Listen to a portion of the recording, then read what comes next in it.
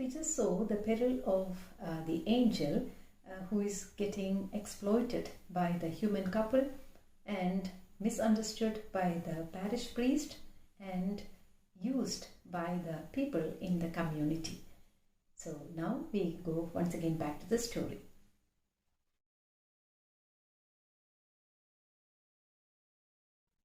The owners of the house had no reason to lament. With the money they built a 2-story mansion with balconies and gardens and high netting so that crabs wouldn't get in during the winter, and with iron bars on the windows so that angels wouldn't get in. So here again the writer suggests the selfishness of the human beings, the human couple, and how opportunistic they were in amassing wealth by exploiting the angel. So the presence of angel is the resource of their splendor and their prosperity. But how easily they are forgetting the grace and the blessings they had through the presence of the angel, and now they are just forgetting. They have literally dumped the angelic being in the courtyard. Here we also come across the overnight transformation that has happened to the human couple materially, socially, and even spiritually. So they have become more and more materialistic by nature, and they have just have no time to cater to the well-being of the angel, and they have no interest to waste their life by killing crabs and also to attend angels again. So with that intention, they have actually safeguarded their mansion by fixing high nets so that crabs wouldn't get in winter, and also they have installed iron bars on the windows so that angels will not pester them again. Pelayo also set up a rabbit warren close to town and gave up his job as a bailiff for good, and Elisanda bought some satin pumps with high heels and many dresses of iridescent silk, the kind worn on Sunday by the most desirable women in those times. So again, the change in the lifestyle of the couple and how they have become materialistic and fashionable overnight is described here. And even the source of livelihood and the profession of the couple also got changed. So Pelayo has become now shifted his profession from a bailiff to a keeper of rabbits. So he has now set up a rabbit warren very close to the city, and now he is earning his livelihood with that changed profession. And same with Elisanda. She was previously a sweeper, and now she does not go to that job anymore, and instead she has brought several fancy clothes and fashionable accessories in order to make herself changed into a fashionista of the locality. The chicken coop was the only thing that did not receive any attention. If they washed it down with creolin and burnt tears of myrrh inside it every so often, it was not in homage to the angel, but to drive away the dung heap stench that still hung everywhere like a ghost and was turning the new house into an old one.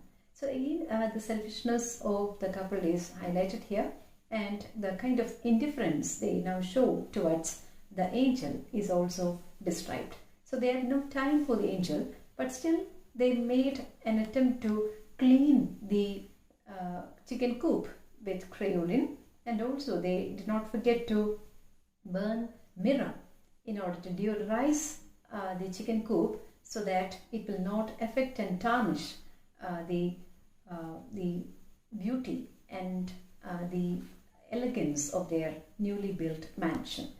So again, the selfishness of the human couple is described here. At first, when the child learned to walk, they were careful that he not get too close to the chicken coop. But then they began to lose their fears and got used to the smell, and before the child got his second teeth, he had gone inside the chicken coop to play where the wires were falling apart. So here we are told about the progression of years. The child which was a mere infant at the beginning of the story, it has started to walk, and even though the parents did not want the child to get associated with the angel, it has gone to the chicken coop against the parents' interest, and it has gone inside the chicken coop to play with the angel. So again, the basic nature, the innate nature of the human couple is described, and they have no intention or they have no preference to allow the child to get intimated with an angelic character. So that again shows the lack of goodness in the human couple. So they tried their best to keep the child off from the angel. It is highly ironic, but against their interest, one fine day, the child has got into the chicken coop himself. And here we are also told about the miserable condition of the chicken coop, which is almost crumbling because of lack of proper maintenance.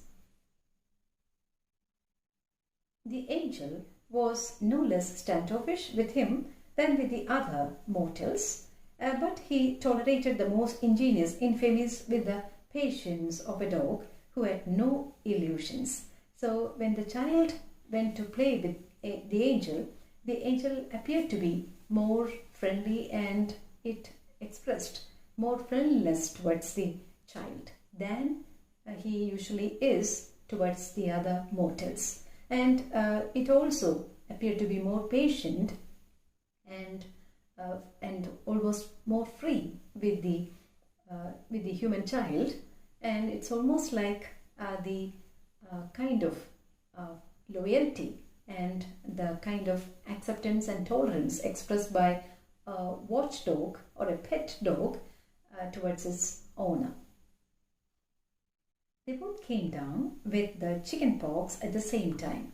The doctor who took care of the child could not resist the temptation to listen to the angel's heart, and he found so much whistling in the heart and so many sounds in his kidneys that it seemed impossible for him to be alive. What surprised him most, however, was the logic of his wings. They seemed so natural on that completely human organism that he could not understand why other men did not have them too. So here this description describes how when a doctor came to the household, mainly to take care of the child when the couple was suffering from chicken pox. So the doctor could not resist the temptation of listening to the heartbeats of the angel, little knowing that he is an angel. So the doctor is considering the human being as having all the qualities and features of any old man, and he is truly surprised by the fact that he is still alive.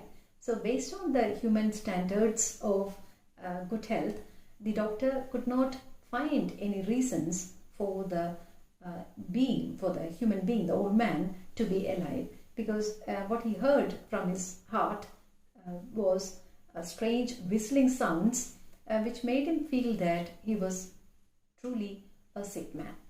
And again, another doubt and another surprise that the doctor felt was how come other men sprouted wings like the angel.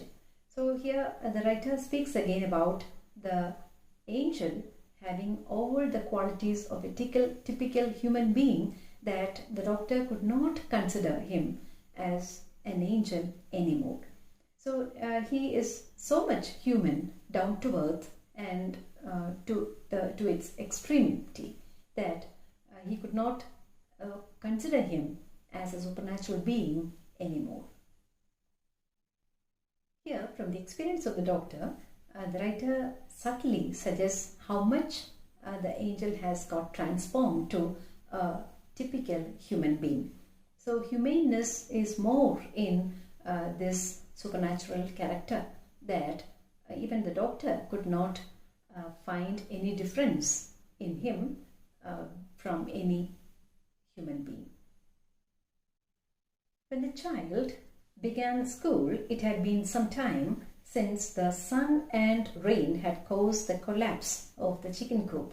The angel went dragging himself about here and there like a stray, dying man. So the next paragraph again describes the misery of the angel getting increased day by day, and it also describes the lapse of time and how the chicken coop got crumpled due to the passing of time, and also because of the pressure of the elements. So at one point of time, the angel is getting refuge in the household of the couple, and it has been moving from room to room like a stray, dying man. So the pathetic state of an angel is described here, and how much the angel is suffering, and it's again an ironic situation, and how much the angel is ignored by the human couple is described here.